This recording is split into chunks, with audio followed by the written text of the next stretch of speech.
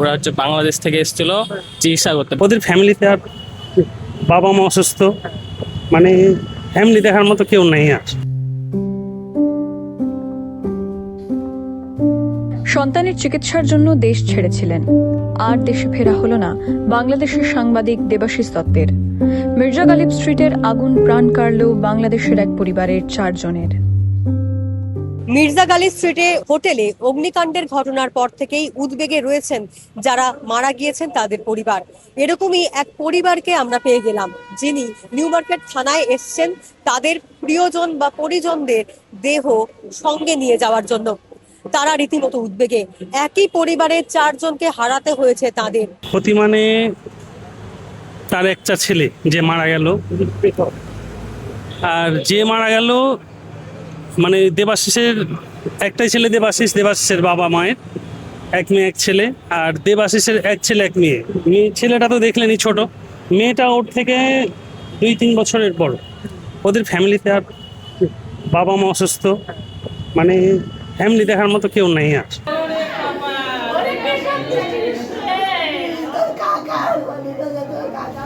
বাংলাদেশের কুষ্টিয়া জেলার বাসিন্দা দেবাশিস পেশায় সাংবাদিক। ছেলে ও শ্বশুরের চিকিৎসার জন্য স্ত্রীকে নিয়ে 3 অগস্ট এসেছিলেন ভারতে। প্রথমে যান বেঙ্গালুরু, 18 অগস্ট এসেছিলেন কলকাতায়। এখান থেকেই দেশে ফেরার কথা ছিল, তার হলো কই। অগ্নিকাণ্ডে প্রাণ হারিয়েছেন 4 জনই। খবর গিয়েছে ওপার বাংলায়। খবর পেয়ে মালদা থেকে ছুটে এসেছেন আত্মীয়রা। আমার মামা হয়, আমার কাকার সম্বন্ধী, আমার কাকির হচ্ছে ভাই। ওরা হচ্ছে বাংলাদেশ থেকে এসেছিল চিকিৎসা করতে, ব্যাঙ্গালোর গেছিল, ব্যাঙ্গালোর থেকে ফ্লাইটে আসছে কাল রাতেই হয়তো।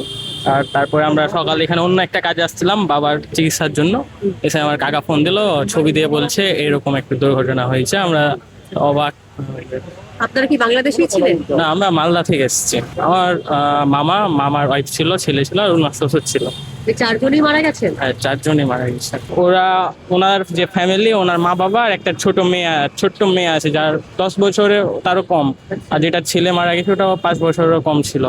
বাংলাদেশ ডেপুটি হাই কমিশনের পক্ষ থেকেও সদস্যরা তারা এসছেন তাদের পরিবারের হাতে তাদের প্রিয়জনের দেহ তুলে দেওয়ার জন্য।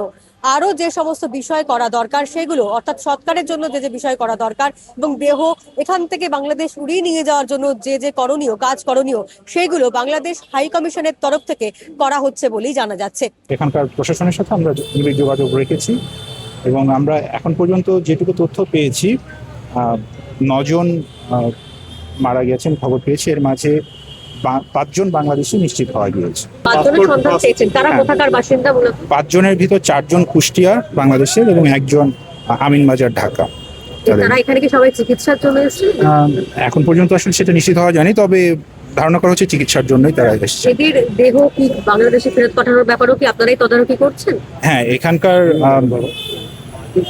কলকাতার প্রশাসন বা পশ্চিমবঙ্গ প্রশাসন, ভারতীয় প্রশাসন তাদের কাজ শেষ করার পর আমরা বাংলাদেশে পররাষ্ট্র মন্ত্রণালয়ের সাথে যোগাযোগ করে এবং তাদের পরিবারের সাথে যোগাযোগ করে তাদের মৃতদেহ কী করে ঢাকায় পৌঁছানো হবে সে ব্যাপারে আমরা পরবর্তী ব্যবস্থাটা গ্রহণ করি। হোটেলে অগ্নিকাণ্ড নিয়ে এদেশে বহু প্রশ্ন, চলছে রাজনৈতিক চাপানুতর। তবে সেসব পেরিয়ে পড়শি দেশে জেগে আছে শুধুই পরিজন হারানোর শোক।